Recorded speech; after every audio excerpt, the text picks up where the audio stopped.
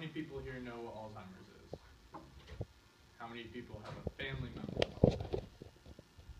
Okay. So today I'm going to inform you guys and gals about what Alzheimer's is and what causes Alzheimer's. I have recently dealt with the disease myself. My grandfather has had it for the last 3 years, and I have helped with the struggle presented with the disease. His disease is not rare. According to the CDC, 1 in 9 Americans will contract Alzheimer's in their life.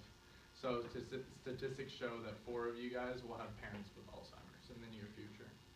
So I'm going to touch on 3 things: the symptoms, the causes, and what you can do to treat the disease. So with that, let's start with the symptoms of Alzheimer's. Alzheimer's is a disease that deteriorates the brain over time and will eventually kill you. According to the Alzheimer's Association of America, there are 7 stages in the progression of Alzheimer's. Now I'm going to tell you guys about the 3 milestone stages. Stage 3 is the stage where it is first detectable. The few symptoms are noticeable problems coming up with the right name for objects, trouble remembering names when introduced to new people, losing or misplacing a valuable object, and increasing trouble with planning or organizing. Stage 5 is when a patient begins to need outside help with day-to-day activities. A few symptoms of stage 5 are they become confused at where they are or what day it is. They have severe short-term memory loss, but they still remember significant details about themselves and their family, and they still require no assistance with day-to-day activities. But stage 7, the final stage, is severe cognitive decline. They've lost ability to respond to their environment, they have lost the ability to form coherent sentences, and they need assistance for most all daily tasks. Now you guys get the gist of what Alzheimer's is. Let's talk about what factors put you at risk of contracting Alzheimer's. There are many factors that cause Alzheimer's, and I'll tell you about the 2 main factors. The first and greatest risk factor is your age. According to the CDC, 96% of Alzheimer's patients are aged 65 or over, and the odds of you getting the disease doubles every 5 years after that age of 65. The second factor is your family history.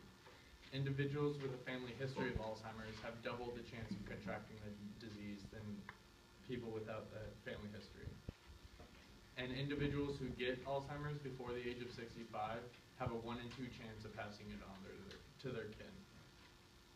Now, knowing about what Alzheimer's is and what risk you are of contracting it is great. But what happens when someone you know gets Alzheimer's? Treatment of Alzheimer's is a very tricky process, and there are 3 objectives that you want to accomplish when treating Alzheimer's. Most of my treatment information came from an interview with my parents. The first objective you want to accomplish is you want to prolong their life.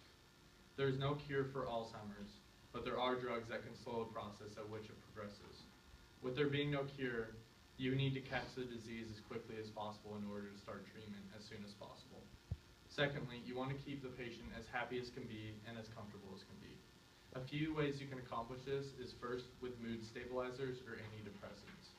When my grandfather first started to deteriorate, he became very angry with what he had become and what he couldn't remember. When put on mood stabilizers, he became very happy, and even though that we knew that his happiness was artificial, we didn't mind because seeing his smiling face was a lot more worth it. The mood-enhancing drugs are a huge part to improving the quality of life, but are not the only way. For people with developed Alzheimer's, life is about living in the moment. Due to the loss of short-term memory, patients may not remember what happened even the day before. However, if they enjoy it in the moment, it is all worth it to the family. The final stage of treatment is saying goodbye. When Alzheimer's reaches stages 6 and 7 is when loved ones need to decide what restrictions they will place when treating other possible conditions that may arise. When receiving a terminal condition such as cancer, the chemotherapy is not a good idea, so the family won't treat it.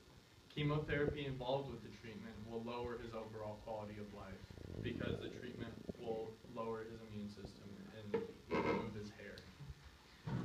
The family will then wait for the cancer to kill the patient naturally. If the patient were to fall and break a bone, the family would treat it.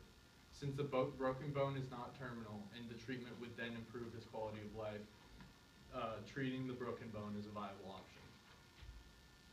Part of saying goodbye is knowing that every time you see him or her, it may be your last time. So you always end with a happy memory and an I love you. To To summarize, I've informed you guys on what Alzheimer's is and what factors lead to contracting Alzheimer's, and what your treatment options are. In closing, I have just a few words to say. Even though they may not remember your name and they may not remember who you are, they're still family. And even though they won't remember you at their final moments, you'll remember them for the rest of your life.